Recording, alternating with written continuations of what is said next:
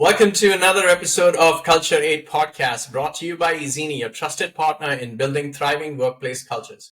Here we explore the intricate and dynamic world of organizational culture, uncovering insights and strategies to help leaders and teams foster environments where people and businesses can grow together. Today we are talking with Blake Wetzel. Welcome to the podcast, Blake. Please, it's an honor to host you. Thank you. Thanks for having me. I love talking culture, and as an operational leader, culture is usually not one at first of mind of an operational leader. Fantastic, and it's an honor for us. Please tell us a little about yourself and what's exciting happening in your life today. Yeah, so I'm currently between roles. I'm actually doing a lot of self-education, and I'm actually currently looking for my next company to go into and see if I can make a positive impact. But I'm also helping other organizations. I just announced today that I'm actually signed on as an advisor to a small software company called Balance, who's actually doing AI supported software to help RFP responders, trying to find places where I can actually go and add value to the world while I have time between this and my next job. Wow, that is fantastic to hear, and it's always from the behalf of others who are in presence where you are able to help them. Thank you for your wisdom to be available to others. Thank you. Awesome. So tell us a little bit about your very first job. My first job, if I go back into pre-professional side, I worked in retail. Actually, it's funny. I actually worked in a retail store. At the time, to go and interact with clients, you had to be the age of 16. I started working when I was 14, and so I actually worked in the back room. My parents had to drop me off, and then pick me up after work. I came from a very blue collar family, so we have this huge work ethic. And then I worked there until I graduated high school, 3 or 4 years later.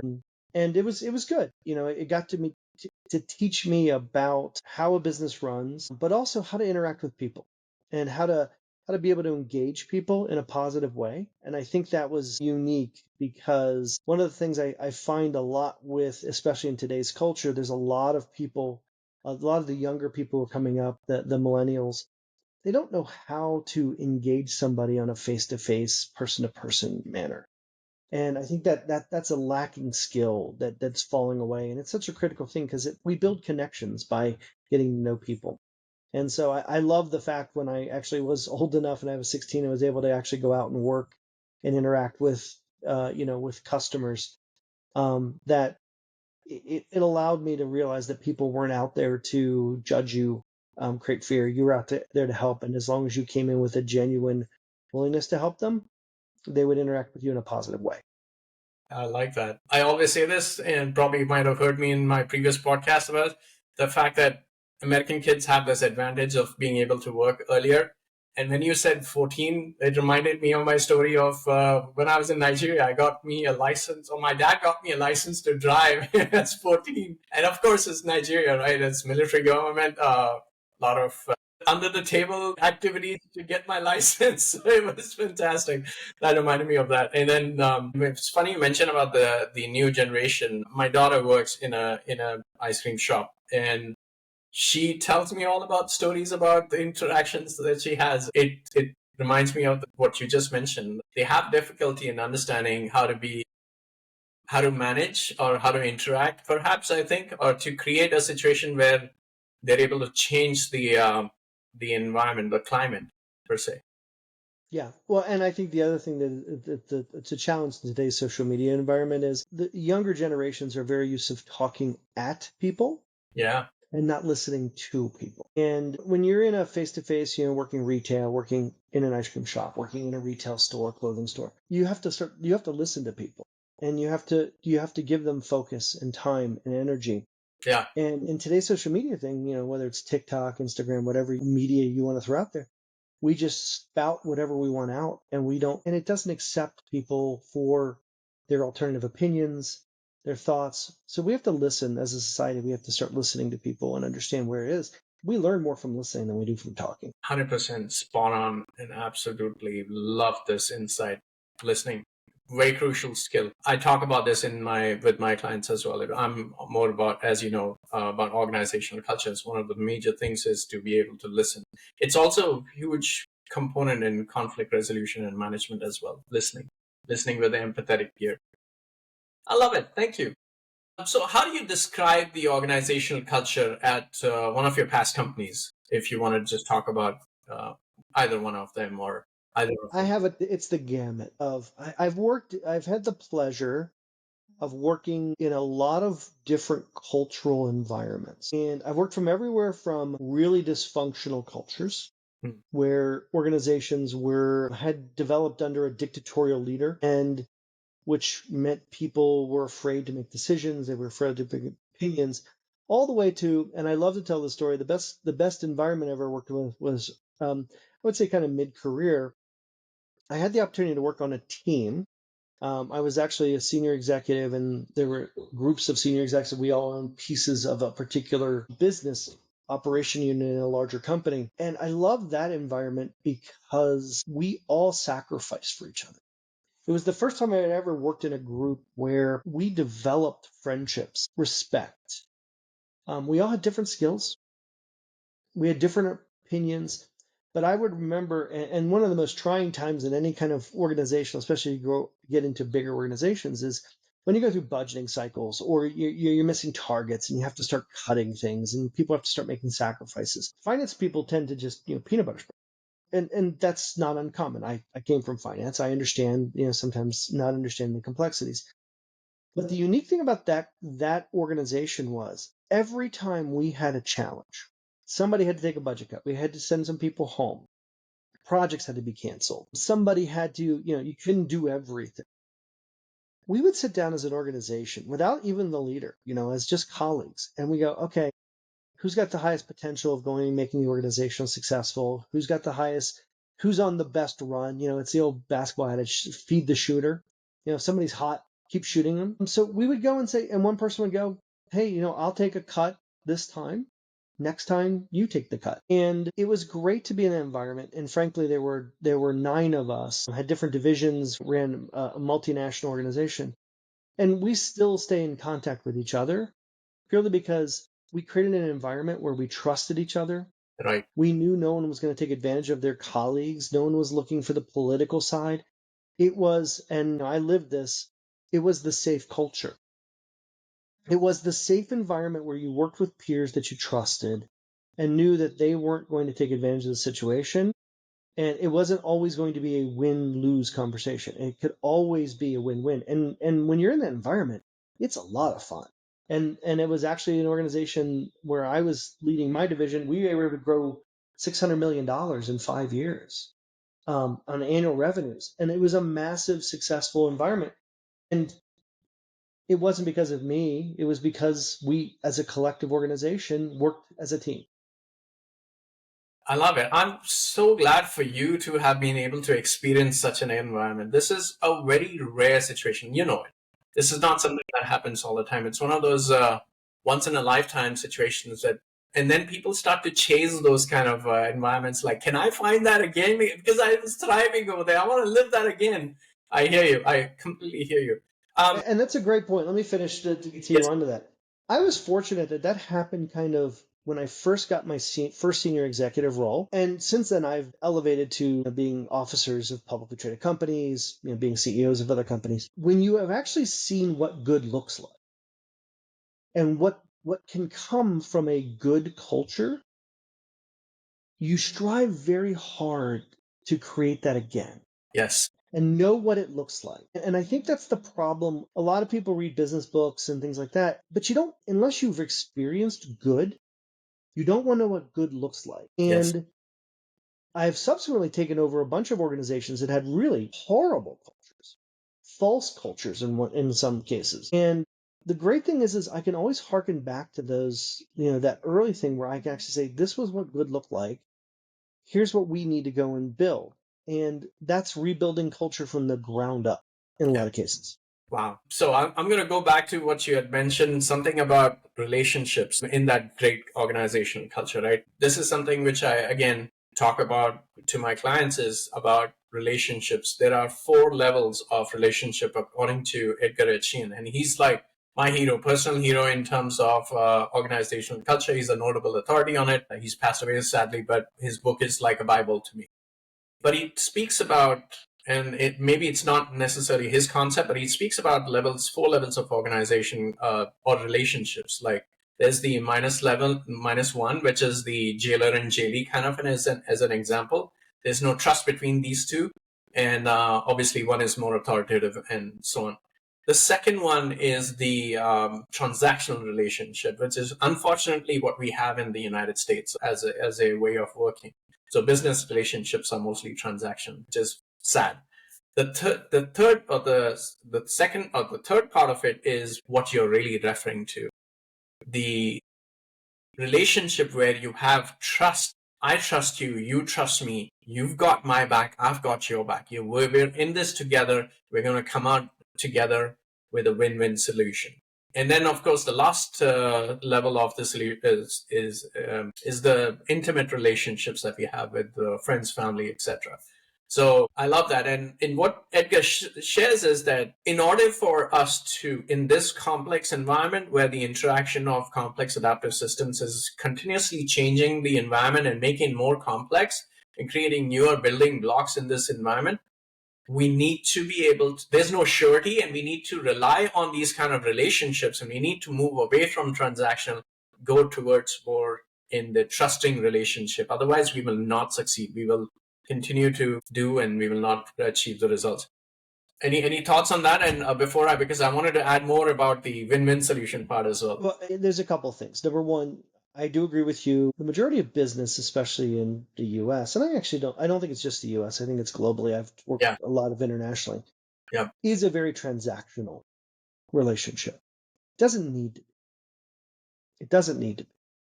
And the reason is, in a transactional relationship, in some cases it's a win-win, but in some cases it's a win-lose. And I found internationally, in lots of countries I work with, it's actually accepted and encouraged that somebody has to win and somebody has to lose. Mm. So the dialogue has to exist where I'm going to continue to push the environment until my colleague, the other person in the relationship, has to lose. Yeah. You never build trust in that environment. Yeah. You never build trust. And so it gets all the way down to the core of when you're building the organization. Because in a lot of cases, there are effective people who do jobs well, but they aren't good for the organization as a whole. I mean, and I always look back to one of the simple books of 5 dysfunctions of a team. You talk about somebody who's an effective leader or effective in their organization, but they're ineffective in the organization as a whole. Yes. So a lot of that gets down to working with your HR partners, your staffing partners. As you look at an organization, you assess the organization as a leader and go, hold it.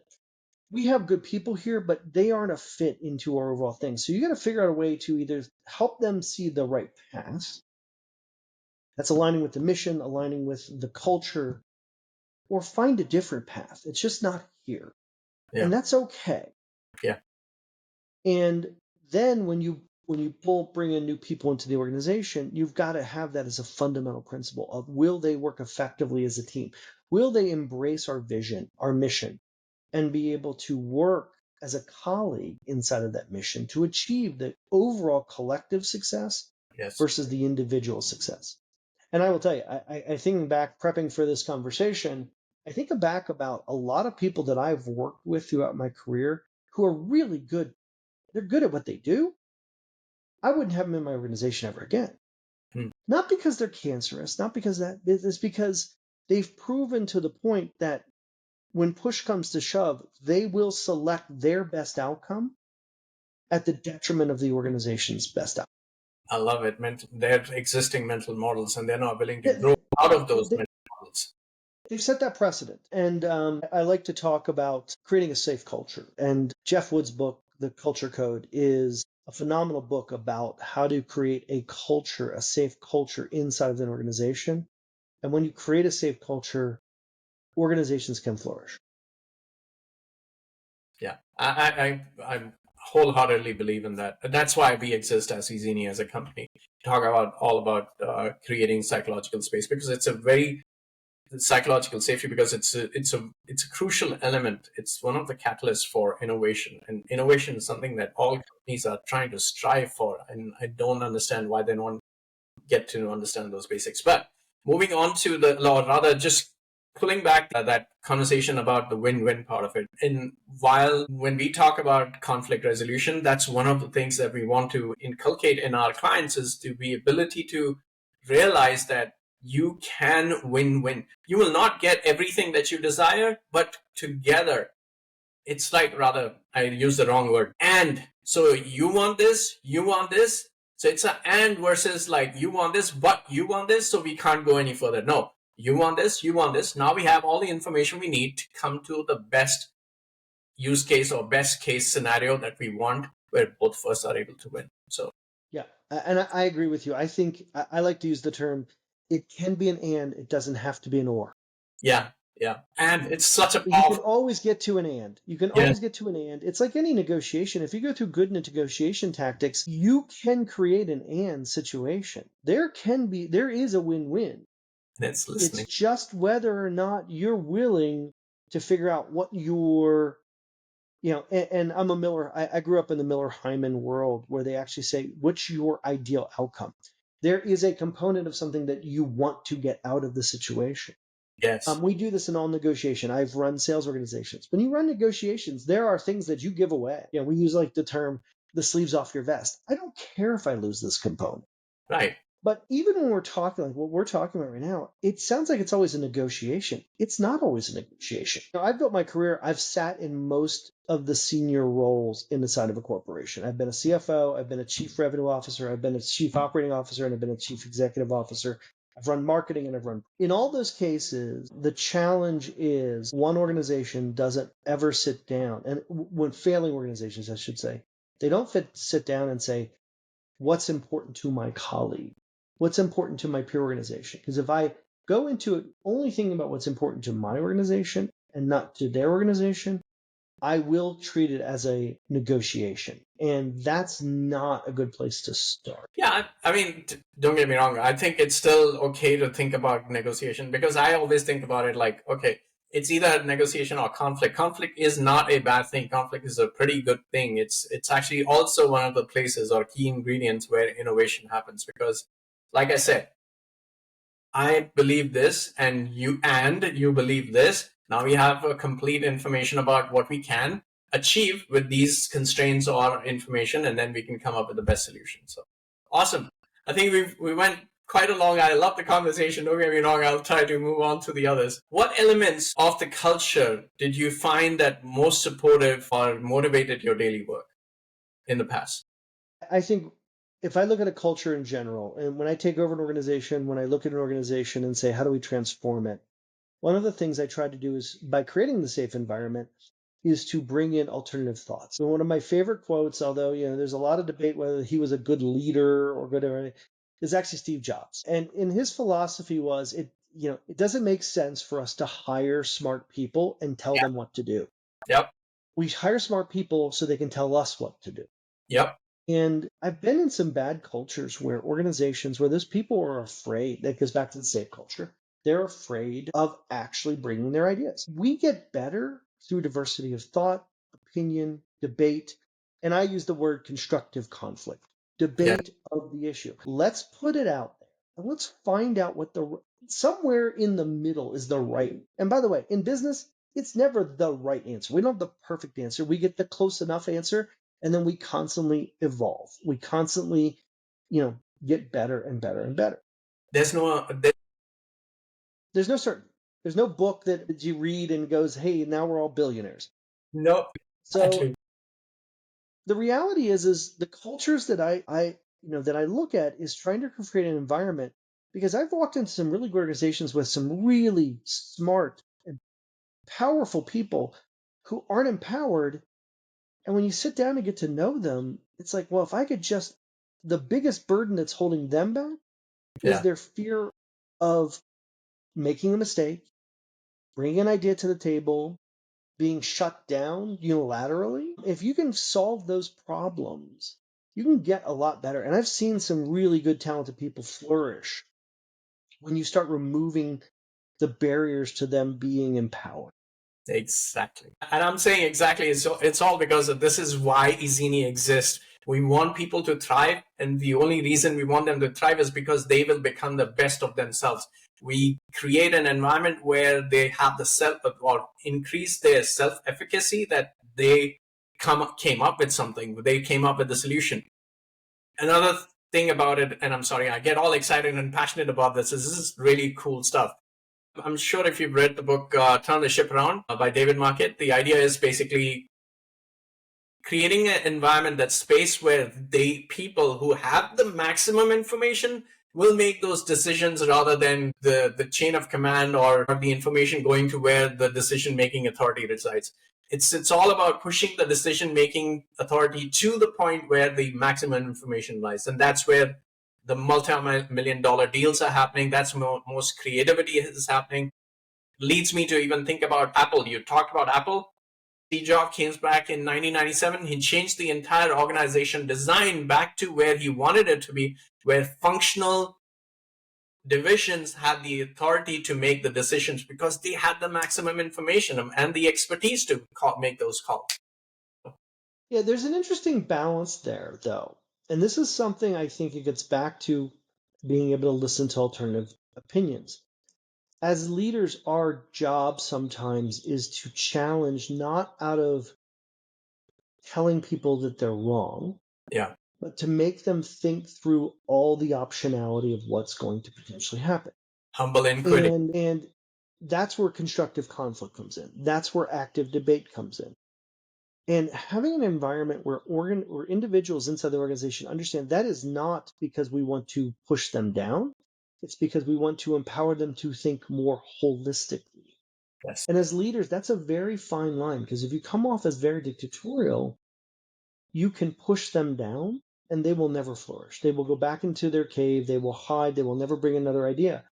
You have to go and say, and sometimes, it's kind of a balance. Sometimes there's situations where you've got to go and challenge them so they think more holistically. And there's another ones where you got to challenge them and push them out of their hole and say, stop, no, we're going to make you feel uncomfortable because we need you to bring these ideas, because I Yes. don't go and run the billing team. I don't go run the collections team. I don't go run the customer care team, but you do. So you know hands-on what's going actively there. So Yes. tell me, and now let's debate on what the right solution is. Systemic thinking. How is each of your perspectives impacting the overall? And then use all of that information, and then the executives or whoever has to probably make a strategic decision. They can do that.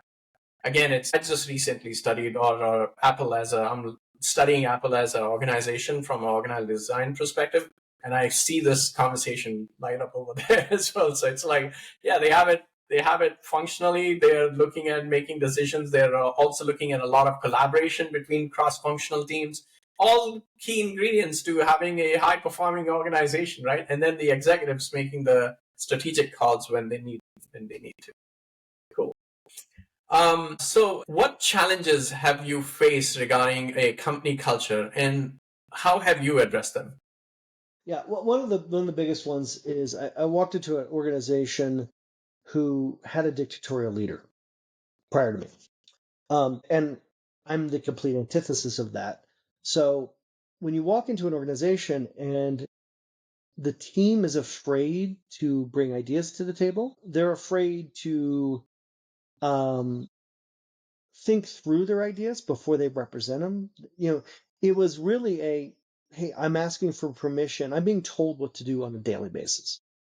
That an organization will never scale in that environment. So the toughest thing was slowly working through, how do you pull that out of them?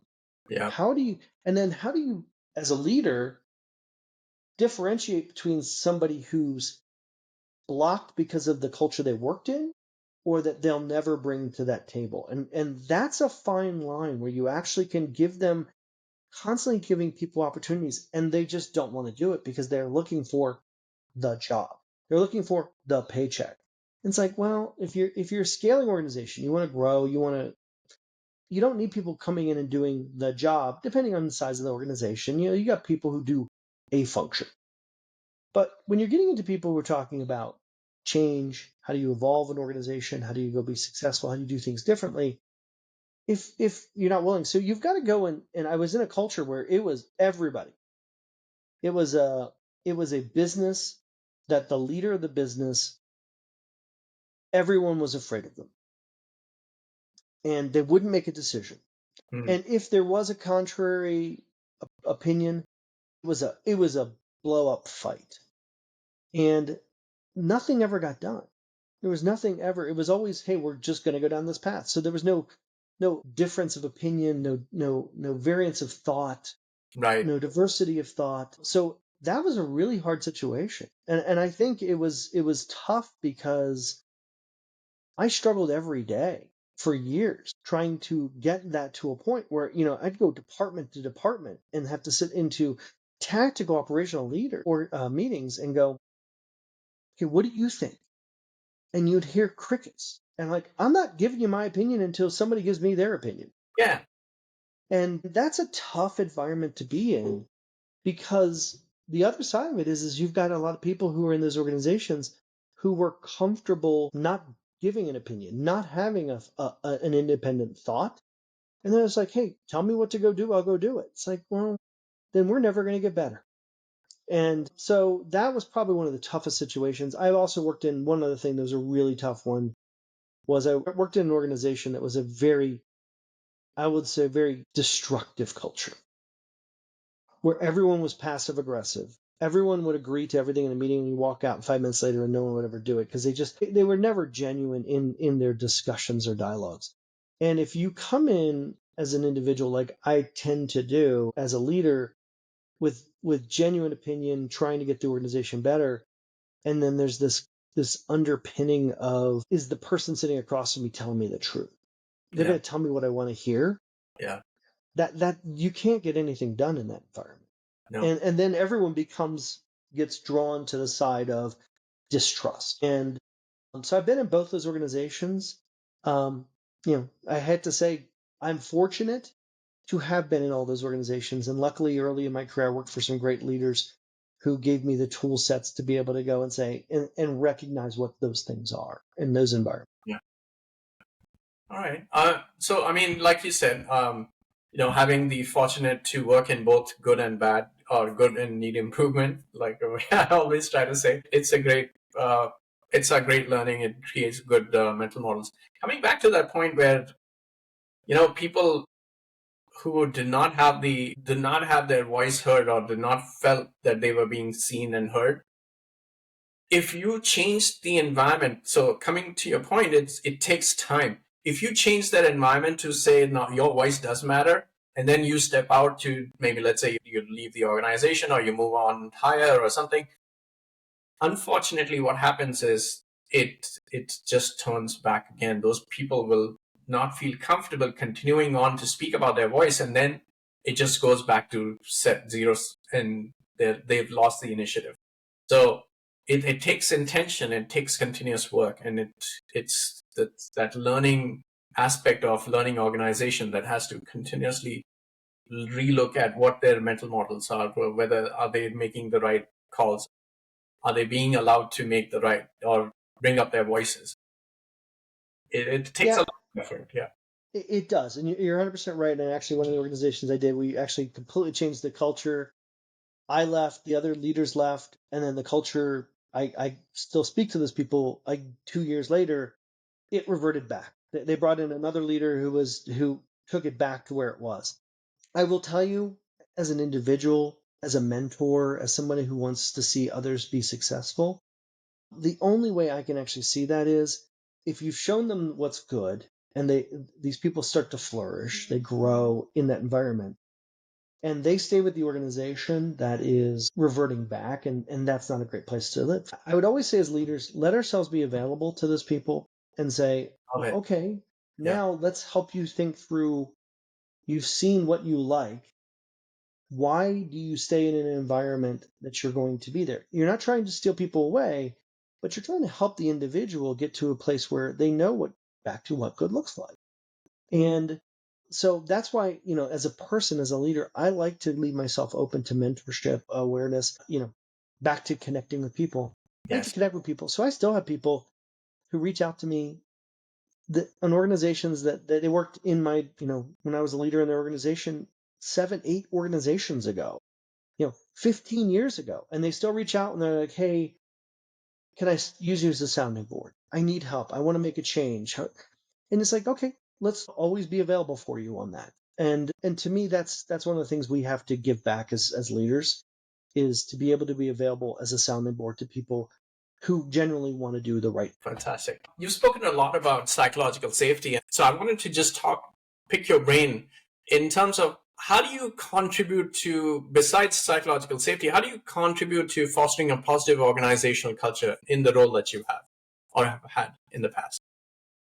Well, a positive culture to me is, number one, I hate to say it, is creating that safe environment, and then working with the individuals to say, how do you handle conflict? How do you handle not putting somebody else in a tough position? Yeah. And a lot of that's a little one-on-one coaching. A lot of that is post-mortem coaching. So you get in an environment and somebody pushes somebody in an organization, and that's going to lock down the effectiveness of the meeting, the environment, the strategy session, whatever it is. Pull them aside immediately and say, hey, you may want to handle that in a different manner next time.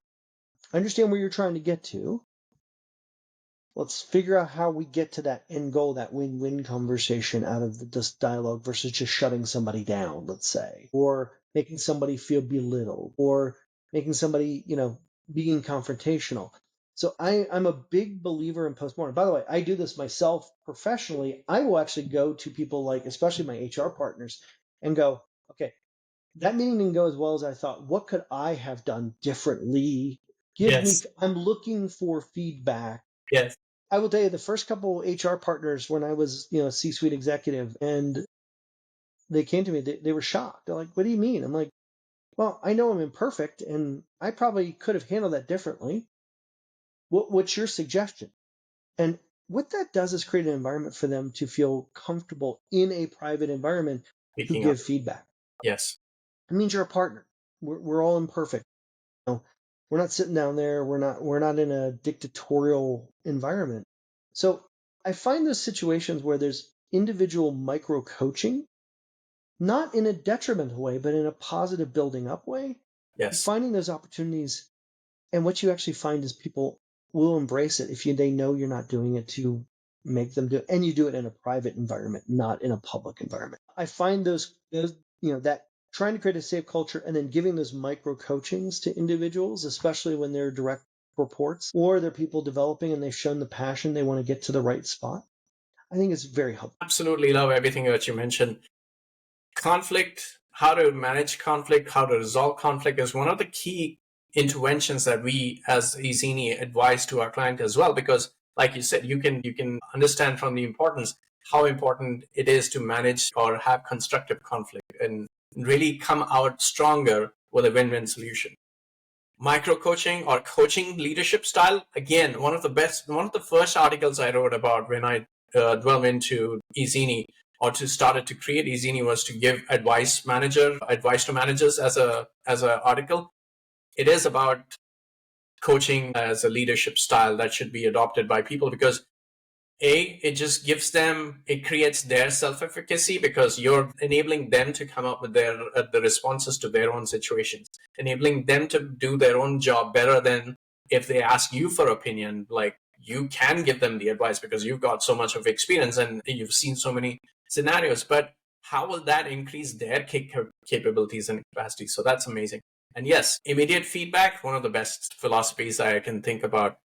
You timely feedback. You don't wait for feedback in like 1 year. You won't even remember. There's a whole thing about recency bias. You will only remember what's the latest, and you will not remember what happened like 6 months back. So how will that individual improve? They will in fact feel threatened. That, what are you talking about? I was in that place. But if you give them immediate feedback and with humble inquiry and humbleness, you get the best out of them. They realize you are a partner in their success versus a coming off from an authoritative figure or role. So great stuff. Awesome. Let's do some rapid fire questions. What book do you recommend the most? It depends on the topic. All right. If you're talking about culture, I've referenced the Culture Code. I think it's a phenomenal book. If you're talking about corporate strategy, I'm a blue ocean strategy person. I think that book is, I look back at it and it makes so much sense as a business person. And there too few people live and breathe a blue ocean strategy. They just jump into a red ocean. Yep. The most recent one I would highly recommend, I posted this on my LinkedIn, is a book called The AI Driven Leader. It was shockingly informative to me on how we can use AI to help us advance not just the analytics, the app development, things like that, but as individuals, as evaluations of how to handle situations, as a coach on a micro situation. For me, dealing with a board member that's difficult. And, how do I position the right wording if I've got a board member who looks like this? So I would highly recommend it because it was very eye-opening to me. I mean, I always thought AI as a business tool, as an automation, as an efficiency tool. And yes, it has all that capabilities, but there are some softer components of how do you position things with a client, with a board member, with things like that. So I would recommend all three of those books. Fantastic. That's a great recommendation. What is one thing that people would be surprised to learn about you? I don't know if it's a surprise, but it's something I wish people do know about me is, and I did post this actually on LinkedIn a little while ago too. This is after some self-reflection. What motivates me is driving the success of others. I love it. Yes. And and I find myself now that I've kind of become self-aware. I've always been somebody who I thought I was trying to be very self-aware, but I've even find that in how I interact with my sons. I have two sons in their early 20s. And it's funny how I interact with them. They might not see it as this, but everything I do is to help them be better men, better adults, better humans. So I just fundamentally get really energized by helping others, much like I just signed up as an advisor to a company because I want them to be successful. Yes. So I think that's something that has come up. I've become more self-aware, and I hope people understand it. It is also, by the way, very challenging for me in that case because of that, sometimes people who want to give back to others don't always receive what they think they're giving back to from the others, and sometimes that can create some tension with others because you're like, hold it, I'm giving, giving, giving, and you're never giving back. And it's like, and so it helps us select the people we associate with and we want to work with and want to be with. Yeah, fair enough. Fair enough. How can our listeners connect with you? LinkedIn's the best. I'm an active LinkedIn user. I'm constantly communicating on that. And frankly, there's times where, you connect with somebody and like we've connected and we moved off into, more personal. That's going to happen. But I think LinkedIn's the best way. You can just find me on LinkedIn. Awesome. Fantastic. Thank you. Thank you, Blake. An awesome, fantastic conversation. Great wisdom and insights. I really, really enjoyed our conversation. I had a great time recording this episode. Thank you. And it was a very great honor to host you. Thank you for hosting me. It was a great conversation. Thanks. Thank you.